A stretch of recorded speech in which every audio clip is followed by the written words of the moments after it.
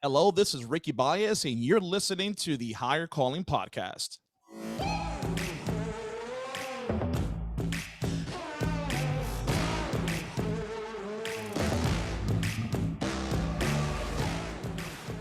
Welcome, everyone, and thank you for listening to the Higher Calling Podcast, your source for all things hiring, staffing, and recruiting.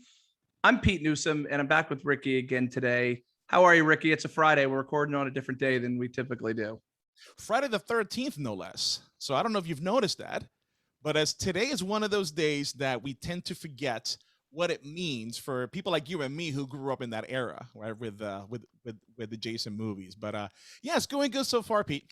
It's good. A little busy time today, right? But here we are. We had to not let this important topic pass us by, right? Today we're going to talk about how to prepare for an interview, and that is something that I think, being in the recruiting industry, we tend to take for granted at times, that people are aware of what to do and all the things to consider. But in reality, if you're not used to interviewing with any regularity, you're probably not. So today is all about giving some tips that will lead you from the point where the interview request happens until the day of and you arrive. So let's get into it. You ready?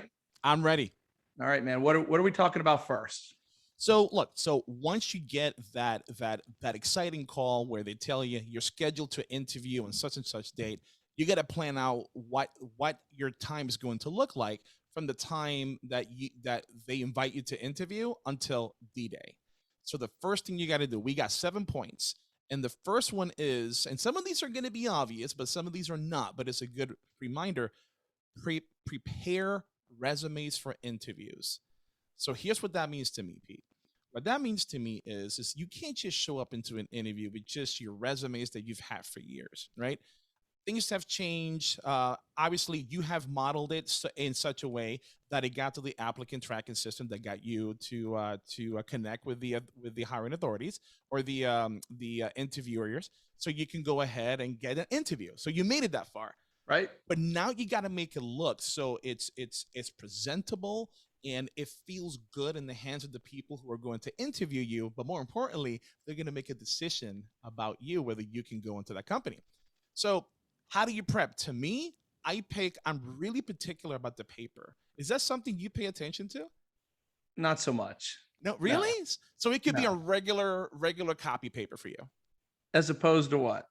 As opposed to a nice, heavy, different type of a finish that feels different in somebody's hands. I see. I mean, I can picture what you're talking to, referring to.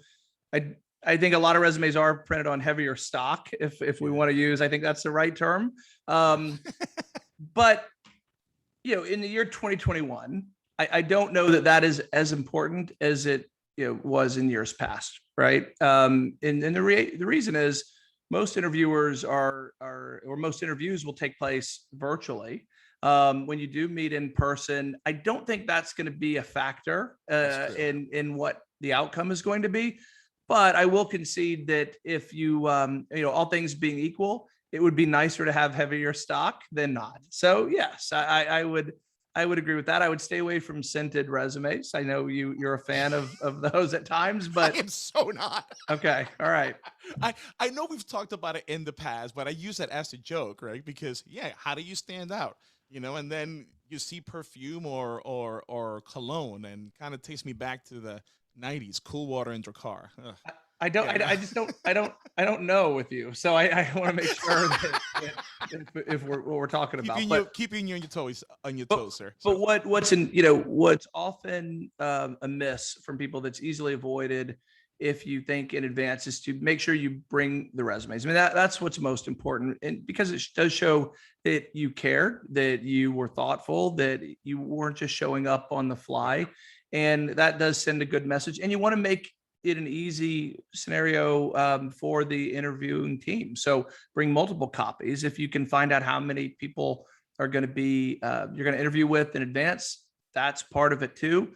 And make sure you bring more than enough copies, have them clean, no dog ears, no coffee stains, none of that. Right. So, make everything you do as a representation of what can be expected from you as an employee going forward. So definitely bring the resumes, customize them for the job. We've already talked about that on a recent podcast. Yep. So don't leave anything to chance there. So good tip for sure. And again, I know people have done this, but for the positions that they're applying for, but still run those resumes, run it through a Word document, run it through a processor, make sure there's no grammatical errors and make sure there's no misspellings, right? Do not solely rely on spell check, right? Because again, spell check, the example that I used was that one student I had years ago who was talking about unions and spelled onions correctly on the paper. So her whole paper was all about onions. So make sure you read it thoroughly, make sure it makes sense, and make sure it's nicely uniformed. That really does make a difference. Yeah, and before we move on from resumes, I'll take it even one step further, is have another human read it, right? Because Yes. to your point, spell check may not be able to pick up onions if it's spelled correctly, but it's sure going to miss the intention, right, of what you're trying to accomplish. So great tip. Glad you mentioned it. On the topic of being prepared, because it's really what we're talking about, is show your prospective employer that you've put in the time and effort ahead of time. You're not just showing up on the fly. And believe it or not, we see that a lot. We do see disorganization, lack of planning, and it's all easily avoided. And to me, as much as anything else, it shows where this falls in your priority list, right? And I don't want to go too far down that rabbit hole today, but everything you do does send a message. So the next thing I'd want to recommend is doing homework on the company. And tell us your thoughts on that.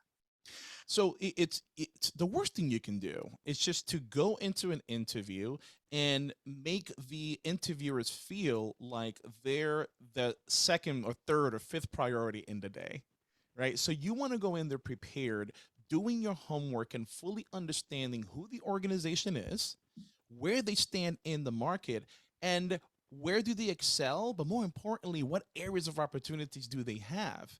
That way you've got a really good picture of the organization. You know what you're interviewing for, but more importantly, that tells the interviewers that you are somebody who goes into any situation, who does the homework, is prepared, and sometimes it doesn't, I don't want to say it doesn't matter. Sometimes what you don't say in an interview speaks louder than what you do say. So if they see that you've prepared the resume, they see that you come prepared with questions, because that's something you should come up with too, is figure out what kind of genuine questions you may have about the organization and their status in the marketplace. That's really going to send the message that you're somebody who's well put together and will be a great addition to the team. It will definitely help. So research the company in the market. And if you have internet access, which everyone does, nearly everyone does, it's inexcusable not to. Right. You don't have to go to a library. You don't have to, you don't have to dig, that hard to find out information. And, the other point just as important is if you're not willing to do that, if you're not interested enough in the organization you're interviewing with to do that research, to learn about them in advance, you should probably consider whether you should be interviewing with that company in the first place. There you go. Right. I mean, and that just, whether conscious or not, that's a a big indication of your level of interest. Yeah, no, it's it does.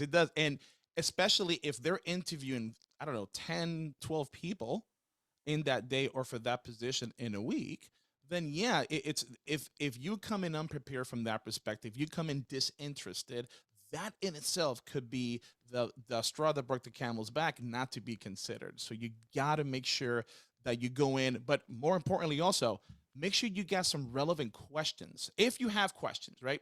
But be careful what kind of questions you ask, because if you do some research and you see that the company got sued for whatever reason, don't bring that up, right? I mean, I know we don't got to tell you that, but don't bring that piece up. Whatever information you bring up, make sure it's something positive, and make sure if you're going to bring up an area of opportunity, bring it up in a way that you can showcase your skill set on how you can turn that area of opportunity for that organization as a strength. That shows what value you bring to the table. Absolutely. Absolutely. So Yeah. take your fate and destiny there into your own hands and proceed accordingly with what you choose to bring up. But that Absolutely. one's good too.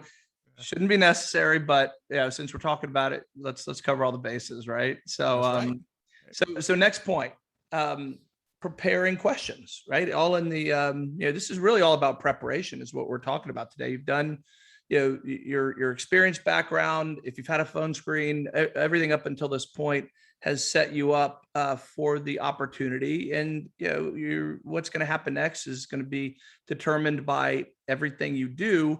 So in the interest of putting that best foot forward, come up with some questions in advance that you want to ask your prospective employer. Again, it just shows interest, right? And if all things are equal, and they never really are, but if there are two or more, equally attractive candidates or close to it in terms of background and experience and similar personalities, even, and the way they answer questions, all those things, the one that's more prepared and shows that interest, I'll tell you, I'm going to go in that direction every time, right? As Yeah. far as who I'm choosing. Yeah, that's true. Yeah, so I would as well, right? And look, and sometimes when you ask those questions, then maybe this what I'm about to say is something for the next episode, right? When we're in the interview, what happens there? Right. Sometimes the questions are answered, right? And then you may not have to ask anymore. But we'll talk about that on the next episode. Um, Perfect. but moving right along, the next step, Pete, that I have, that if you're going to be interviewing in person, which some people are doing today, right? With today's current environment, that sometimes happens, sometimes it doesn't. Prepare the route. What does that mean?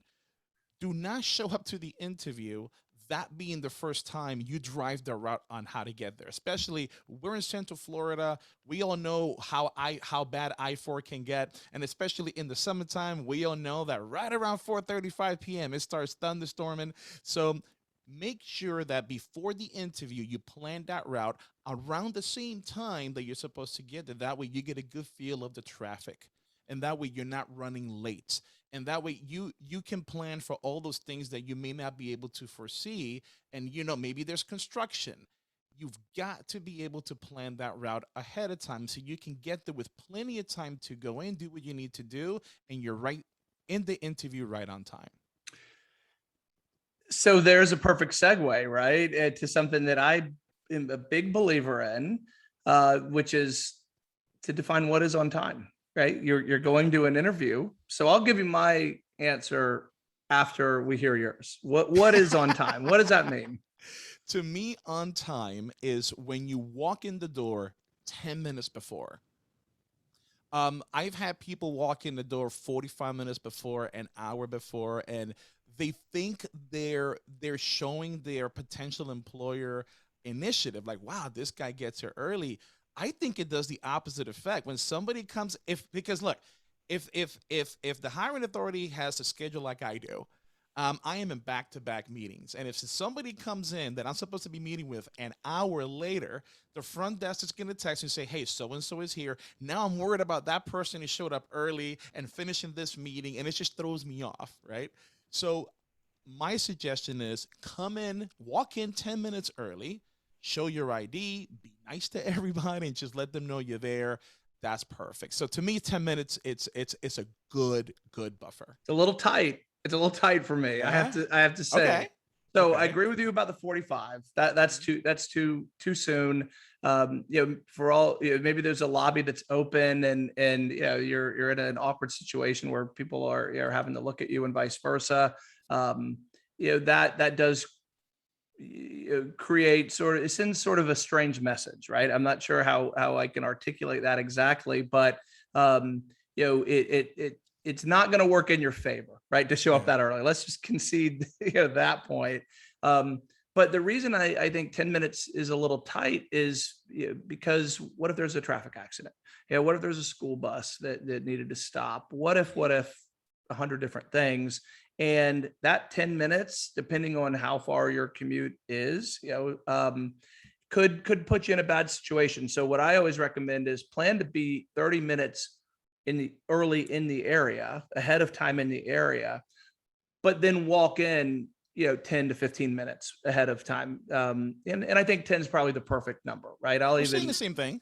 Yeah. Yeah, we But are. Yeah. but I wouldn't want to give anyone the impression that they should plan, their route and to arrive 10 minutes. Sometimes when Oh you go no, to a yeah. company, for example, the parking garage, may be tight, right? You may have to go up a couple floors if you're in a downtown area or with a company that has one. So, err on the side of being early, but don't creep out your prospective employer by hanging out in their lobby all day either. So I think that's where we can land, right? Yeah, I think we are saying the same thing. Just get there early. Like I don't mind if people get to the parking lot area about a half hour, 45 minutes early, unless you have an overzealous security guard that's already writing down VIN numbers and license plates of unfamiliar cars.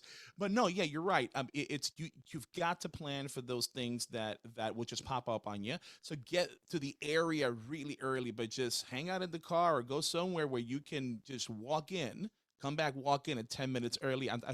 That works beautifully. So we're saying the very same thing. So So I want to add on to something that's definitely needs to be addressed in our current state of virtual interviews. I don't think yes, that's going away. nope. We've talked about that already. We'll continue to talk about that, about the evolution of the remote workforce and what needs to be considered that it wasn't important or even relevant in days past, where by default, everything happened in an office. But so many interviews are going to be 100% virtual. And so now this idea of preparation, it needs to be considered there too. So what thoughts come to mind in that area for you? So it's if you have to prepare for an interview, like 2 years ago, you have to go there. We talked about that, but now when we're talking about doing it from home, then you've got to take the same kind of precaution, the same planning. Because if you're being interviewed via an iPhone and the phone is shaky, you're at the drive-through or Starbucks. That doesn't send a good impression. So my advice is that part of your prepping process, if you're going to be interviewing remotely, you set up your technology, you set up your area, what I call your go live area, your studio per se. Make sure your laptop is working. Make sure your camera is working. If you have to reset the Wi-Fi router, go ahead and do that. The last thing you want, you got a great interview going, and then the Wi-Fi starts crapping out on you, right? So you want to reset it. Make sure everything works. Your lighting's good, and most importantly, Pete, no distractions, none. Don't have a parakeet flying in, your pet parrot. So you've got to make sure you got the lighting there, no distractions, and you have their 100% attention on you. So how do you avoid those distractions though, right? Because I think in this day and age that everyone's a little accommodating and Yeah. understanding of those things, but if you're home with pets, if you have children, yes, maybe you need to accommodate for daycare after you get the job, but while you don't have one, you may have a child at home. Any thoughts on how to avoid that, or is at some point is it just okay? I think communication is key here, right? Because I think if the interviewer knows what they're walking into and they're not surprised, whatever they see, they might take it in better. Here's what I mean. If we have a single parent that's interviewing, right? And then this COVID situation has really ravaged that family, and then you've got some people that have a different type of an immune system that they can't be with other people or let their kids with other people. I don't see anything wrong with that single parent, aka candidate, telling the interviewer, "Look, here's my situation. I have a 4-year-old, right? I'm by myself. He or she may walk in. I just want to, just let you know in advance that's not normal, but I'm just letting you know." I think that kind of a conversation, that kind of an initiative and a backbone to say, "Look, here's what's going on," it really says a lot about you as a professional, right? Because you're letting them know ahead of time, this is the situation. Is that okay with you? I don't think if somebody was to ask me that, I wouldn't have any issues, right? Because they brought it up from the get-go.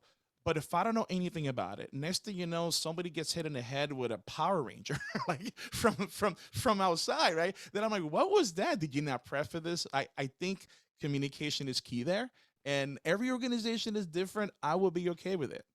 So if it was in 2002 when Power Rangers were a thing, and or is that what you're saying?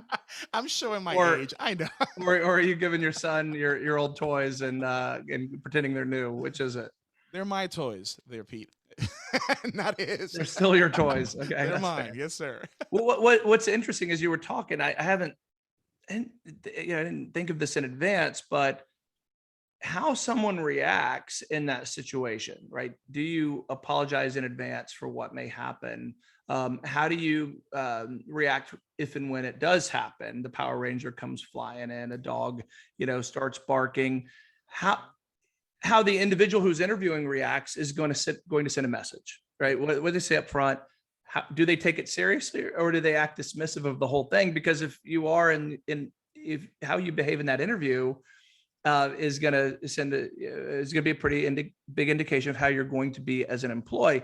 Conversely, the how the interviewer acts is going to be a pretty good indication of what Yep. that work culture is going to be like if it's going to remain virtual, right? Good So point. it's a whole new dynamic, and it's one I hadn't thought of previously. But if they're visibly upset, annoyed, they laugh it off, whatever it might be, that's going to send a pretty good message of how that person's going to be to work with, right? Yeah, that's a very good point because it does get because look, not only is the interviewer looking for somebody to be a good fit for the organization, the interviewee is also looking to make sure that that's a good organization to work for. But that's a really good point that you said there, right? Because that how they react to that would really tell that interviewee, like, oh, I don't know if I should work here because it's this is a possibility. This can happen, right? I'm looking for a job because I don't have one, so I'm not going to be able to afford daycare. So this is a really big possibility. So that really is a good point. I didn't think about that one either, Pete. Yeah, well, we know that there's children, which is Hmm. something. There's pets. There's who knows what else, other factors. And I think from company to company, one relaxed reaction may be appropriate, where another company it may not be appropriate. Like if you're interviewing as an attorney, for example, and most of your conversations are going to be serious in nature. If someone has those distractions going on in the background and they're going to persist, they may not be a good fit, in that environment. So I think, it doesn't, just because someone isn't accepting of it, the interviewer, or doesn't mean it's a bad thing. It doesn't mean it's the wrong thing for that situation. But it does make it real, and what you're getting, or what you can expect, right? Yes. If you do end up working together.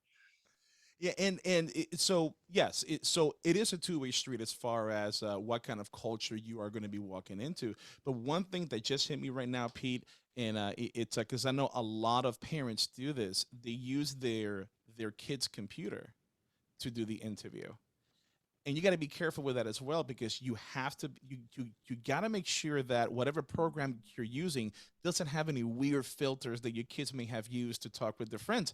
I'm sure you've seen that situation with the judge and the attorneys. They were having a court meeting online via Zoom, and one of the attorneys had a filter of a cat.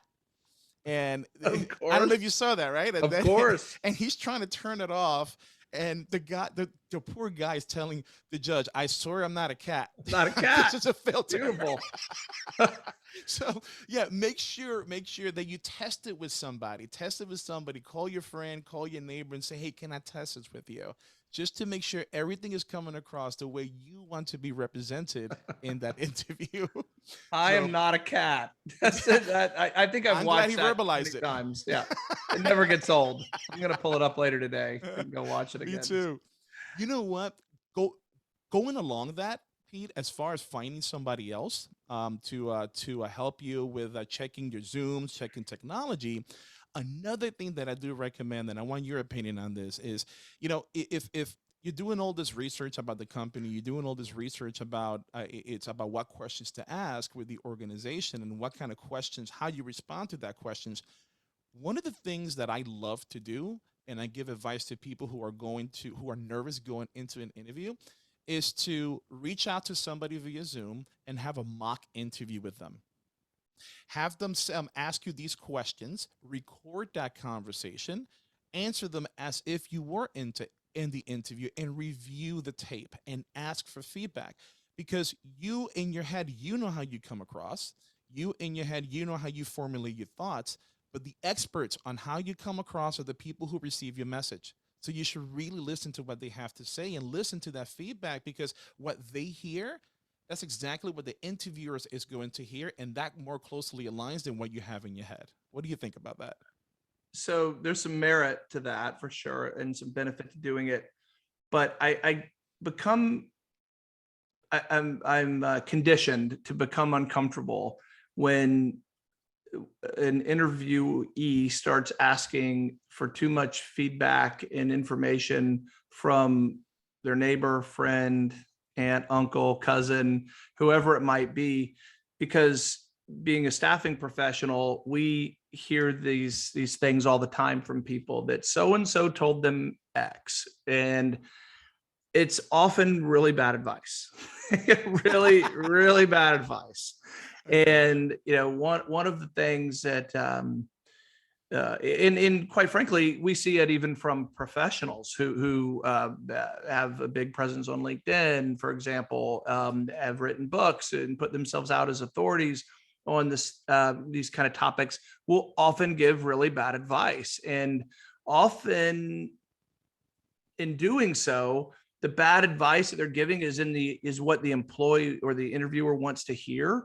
But it's terrible for what the actual prospective employer would want.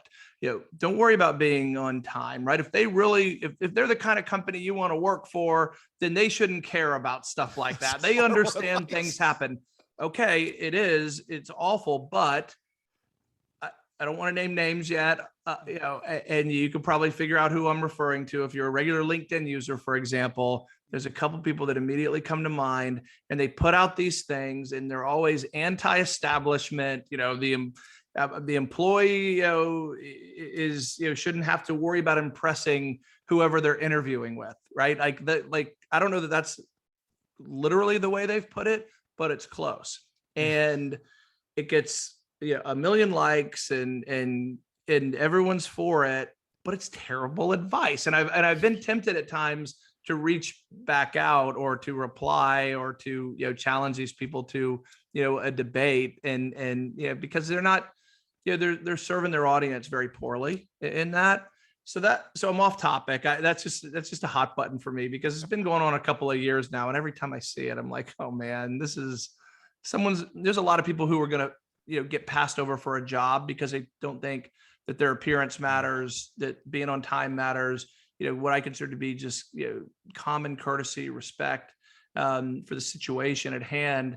It's not going to end well, and they're probably just going to end up bitter as a result, and hate the establishment, whatever that is, even more. And so it does bother me. But back to the relevant question of, do I like the idea of recording yourself? I do. Do I think you should obsess about that? No, because I ultimately, being again, a staffing professional, you don't want to be gimmicky. You don't want to trick, the employer into thinking you're someone you're not. So the more natural it can be, the better. Just like the setting, right? It's, if you can get your dog, locked away for the interview, but know that the dog's going to be present every day, well, that's not going to end well, right? If you have a dog that barks constantly, you may as well let him bark during the interview, because they're going to see what they're going to get, right? So that, True. and now I would recommend to an employee, and we're not talking about that today, is to make sure you set yourself up in an environment that's conducive to what's going to be effective in the job that you're in, right? So don't make commitments you can't meet. And that's certainly off topic for today, but being who you are and letting, I think employers should let candidates know who they really are, not who they wish they were, or want to be in order to get someone hired. But it does go both ways. So yeah, I think you should record yourself, but don't be too wrapped up in that part of it. That's a good point, because it's that can happen, right? Because you may you may bring up some anxiety that you just didn't have before, and now you're just adding to the bucket of anxiety you have already for the interview. So don't obsess over it, but its feedback is good. It's worked. I mean, I know the first time I heard my voice or saw my mannerisms being recorded shown back to me, I was like, oh my god, I Yeah, but you really would not but you stand are myself. but you are who you are. You can't become True. someone different. And now you're Yeah. just conscious, Yeah. self-conscious about something that you have no control over. I mean, That's a because good as you point. were saying it, I'm going, yeah, I don't really like hearing and seeing myself either. And if I obsess about it, I'm going to be focused on the wrong thing, where, living in the moment. And a point that I just want to get back to quickly on that topic is the idea of preparing questions in advance is not to suggest that you shouldn't think of questions in the actual interview. So you don't want to be robotic. You don't want to, it all goes back to just being natural and real. Now that prepare, take it seriously, have respect for the situation that you're in and the opportunity, but be who you are. And so, in an interview, I want to react genuinely wherever possible. If you bring up a question or something that causes a question to pop up in my head, I want to be able to note that, write it down. So I'm also going to bring something if we fail. Since we didn't mention this yet, bring something to write with, bring something to jot down your questions Oh, with on the absolutely. fly during the interview. But be in the moment, right? Be present in the moment. Excellent. All right. So we talked about doing your research. We talked about the route, how to prepare your area if you're going to do it remotely, recording yourself. We're missing one thing, Pete. What are you wearing? The outfit. What? Plan your outfit. Yep. The morning of, an hour before the interview, it's not the time to figure out what you're going to wear. Correct. Right now, you don't want to go too extravagant. Neither you want to be you want to be professional, but not too fancy. Don't come to an interview wearing a tuxedo, right? It, I've you know seen what? that. We've had that happen. We've I've met a seen. candidate in a lobby wearing a tuxedo before. Oh, really? Wow. We have. They probably got it off of the those LinkedIn personalities. They probably got it off of No, them. they would say wear whatever you feel like, and if it's the right fit, they're gonna choose you for you. I mean, it's that don't get me pulled into that right now. I got you. I got you. So do's and don'ts as far as your attire is concerned, right? Along with your homework, yes, take a look at it's what the culture is of the organization, but always err on the side of caution, right? If you're not sure, a suit and tie works best, right? And it's got to be regular colors, just a black suit, dark blue suit. But if you show up like in it's a magenta fuchsia looking suit with different weird patterns on it, that's just it's not going to work for you. Want to know why? Because even if you got the best skill set and you interview well, you want to know what the superstar of the interview was? The suit, right? And nobody's going to pay attention to what you bring to the table other than your fashion sense. So All right, suit. I'm gonna put you on the spot here with Look this. it up. Right? Yes. So two questions. One, what if you don't have a suit? Right. Ah, Or whatever, for a woman, whatever the, the applicable, business dress would be. What if you just you're not equipped for that? You don't have it. What do you recommend? all right. So if This there's comes no up a suit lot there, for us, yeah. by the way, with our candidates. Right. So if there's no suit there, I mean, at the very least, a nice collar shirt, simple colors with a tie, dress slacks, nice, neat, pressed, taken care of, put together, right? It's I'm not gonna lay out, how to iron or do all these things, but it's got to look good. It's got to look presentable, right? So if you don't have a suit, that's fine, but are you going to show up in a short sleeve shirt and a tie? I don't know about that. Shorts, absolutely not. Flip flops, absolutely not. But you've got to at very least look presentable. The problem these days, Pete, is that presentable, that term could mean a lot of different things to a lot of different people, It's right? true. Very true. It does because and you know what? Sometimes it's their fault, sometimes it's not, right? Because it depends on where they come from, it depends on how they grew up, what kind of coaching or what kind of guidance they've had, right? But even if you don't have a suit, a nice button down collar shirt with a tie always works best. So I would say if you don't no, you ask if you're working with a recruiter at the company or even a third party recruiter, like one of ours at Four Corner, then you should ask them what's appropriate. We have some That's true. clients where I've seen this happen. If a suit and tie, isn't there, then the good chance candidate's not going to get hired. There's other clients that we have where a suit and tie is way overkill. It's going to make everyone uncomfortable because they dress casually. And so you want to ask in advance where you can. True. But if you don't have that opportunity, err on the side of wearing a suit. If you don't have a suit, wear the best thing you have, right? Wear the next best thing. And I think that's the point you're making. But what always, is important is if you feel like you're not able to dress for the part that you should, just communicate that. And that's a very meaningful thing in this situation, because like everything we're talking about, it shows that you care. It shows that you're conscious of it. You've thought about it in advance, and that you genuinely want the job. And some of our best candidate experiences have been those where the candidate has called the recruiter, prior to the interview, concerned that they weren't able to wear what they thought would be appropriate.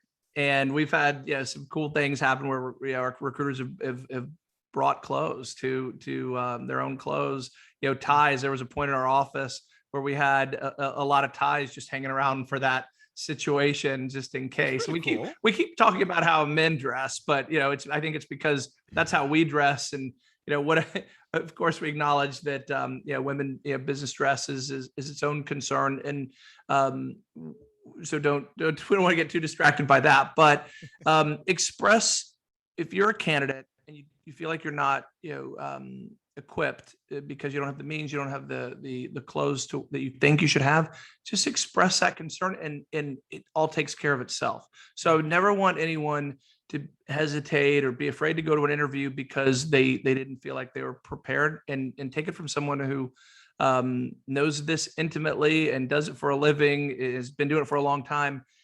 It's all about what you express in terms of interest in the role and motivation, and everything else is forgivable. It really is in that situation. So thank you for bringing that piece, because I'm thinking also, right, so we got to think about jewelry. We got to think about, just wearable watches, for men and for ladies as well. You got to keep those to the minimum, right? Because, especially if you show up with a lot of jewelry on your hands, and it's just distracting. And exactly how you said, it's just, you just got to make sure that you represent yourself in a way that it sends that message that, yes, if this is their best foot forward, this would be a great addition to the organization, and don't give them any ammunition to kind of check that box to push you back. So I'm gonna challenge that too a little bit, right? Okay. Where I'm going to say, if you don't show up to an interview, with a ring on every finger, or a flashy big ring, for example, but that's something you intend to wear every day, you may as well wear it to the interview, right? Because if I show you, back to what we were talking about a minute ago, if I show you one side of me, but that's not the side you're going to get day in and day out, I'm not doing it anyone any favors, right? So it's never about getting the job. It's about staying in the job because it's a right fit, right? That's what the employer wants. They don't want to hire someone who isn't what they appear to be, who they appear to be in the interview. And you don't want to work for someone where you have to look, if you like wearing, having a certain appearance on the weekend, right, that would be not appropriate in that business setting. That's one thing. And there's a lot of examples we could give of that. But you have to be willing to play that part, whatever's expected from that company. And every company has their own culture in this regard. But just make sure if they wear a suit and tie every day, you're going to be happy wearing a suit and tie every day, or you're just fooling yourself, which isn't going to end well, and fooling the employer. And that just shouldn't be the objective. So I know it sounds a little contradictory, but there's definitely a balance there, in my mind, where you want to, and I keep phrasing it this way because I don't know of a better way to put it. You want to show the appropriate respect for the situation, but you also don't want to be disingenuous. And in my mind, it's clear. I don't know if I'm articulating it well enough, but no, there it is. I think you hit the nail right on the head there, right? It's show respect for the situation, right? And you want to come across authentic. So I get what you're saying, right? As far as show who you really are, right? But the way I'm looking at it is that it's that interview is your only time to make the impression on the people who make a decision on whether you can come on board or not. And if there's other things taking their attention away from what they really should be paying attention to, at the end of the interview, the only thing they're going to remember is like, wow, that must have been Mr. T's cousin, right? With all that 100%. jewelry they had. 100%. But if you're only going to be look, I'm a seventh generation Floridian. I never wear socks. I hate putting socks on. They feel unnatural. I don't, and it's one of the few good things that's come out of COVID is I don't have to wear socks most days anymore. And but I would, for years I was willing to, for years, because that's the job was more important than my preference of footwear, right? And I wore a tie for over a decade, and those so you have to know your tolerance, right? Just because I don't want to wear socks in a tie doesn't mean I'm not willing to either, and I'm not going to let that get in the way of the job I otherwise want. So I think we're kind of saying the same things, We but are. I think you definitely want to think ahead in an interview situation, to what life is going to be like if you get the job. And so it's never just about getting the offer. It's about what happens next ultimately. And so those are conversations we'll get into in later podcasts for sure. We are. So now we are. So we just planned. We just finished planning out the attire. Now we're ready. We're ready to get there. We planned out the route. We're hanging out in the parking lot a half hour before because we want to get there on time. 10 minutes before, it's time to get out the car, step right in. Yep. This is now. Now it's game time. It's game time, Pete. So my next tip is when you interact with anybody in the organization, assume they're the ones you're interviewing with, right? Because I've seen too many situations where people walk in and they're just being really disrespectful to the front desk personnel, being really disrespectful to the person at the vending machine, and then completely switch it up in the interview panel, not knowing that maybe the people who you're interviewing with, they're going to ask those folks that you interact with a feedback about what happened. So always assume everybody is going to interview you, even though you know they're not, because you never know what kind of feedback they're going to be asked of about you.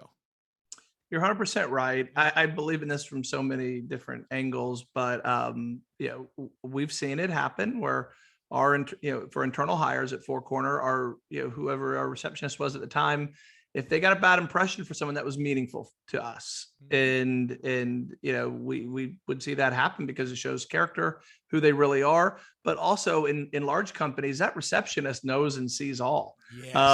They're the gatekeeper. They see every employee pass by each day, and they typically have the scoop. So I'll go even further and say, pick that person's brain if you can, right? Ooh, Use You yes. will learn more from speaking with a receptionist than you may in some interviews, right? So but look, I mean, it's a shame that we're to some degree that we're talking about the need to be courteous and decent Yeah. and friendly. So if this tip is necessary for you, you're probably not our target audience anyway, right? Like, truth Good be point. told. Good point. No, you're right. It's a good reminder, right? Now, I think if this is a shocker for you, then maybe, yeah, because here's what happens: people have a bad day, right? And you got to keep your emotions in check, Right. right? So people can have a bad day, and just you just gotta get mentally ready and just it's. I don't want to say put on the face, right? Because that may come across very disingenuous, but just get in focus and make sure why you're there and Correct. And understand look, why you're there. Yeah. I'll change that a little bit to say that don't be so concerned and focused on what happens when you walk in the interview. And I think this is really the point you were trying to make: is the interview begins from the second you walk in the door, Boom. the lobby, right? So they're assessing you, they're judging you, they're considering how you're going to be, and so even though that receptionist may not be the person you're there to interview with, make no mistake, they're considering whether you're going to be the type of person that company wants. So I think it's a great point. And I think it's a great point to wrap up with. Yes, right? Because yes, now it you're in. is. Now you're ready to go, and we're not talking about that today. Mm. I know you want to. I know you go keep going, but we're I'm gonna I'm stop. I'm chomping at the bits there, Pete. No, so look, so we've prepped for the interview a couple of episodes ago. Actually, last episodes we talked about those tips that you need for the interview. But now we prep for the interview with the resumes, what you need to do. The next episode, next week, we are going to talk about what to do into interview and afterwards. So that's coming up in the next episode.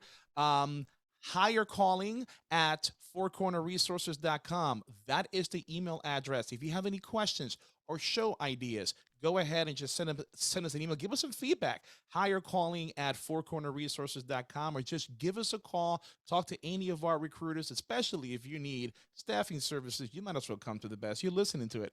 So That's it. you just might as well give us a call and forget everything else, and we'll start that relationship there, right, Pete? Absolutely. Fourcornerresources.com.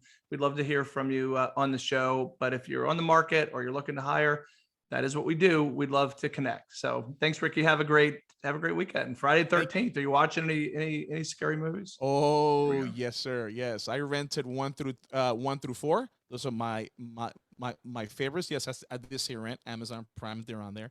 So Okay. my family and I are gonna be watching those tonight. So All right, good. Well, I'm sure my 13-year-old who loves scary movies will have something planned in advance. So we'll look forward to talking about that next week.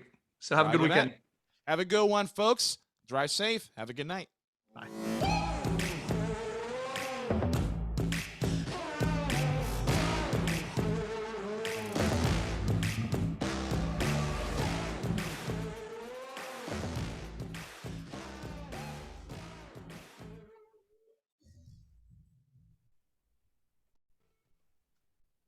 All right, I stop recording here. Stop recording on your end.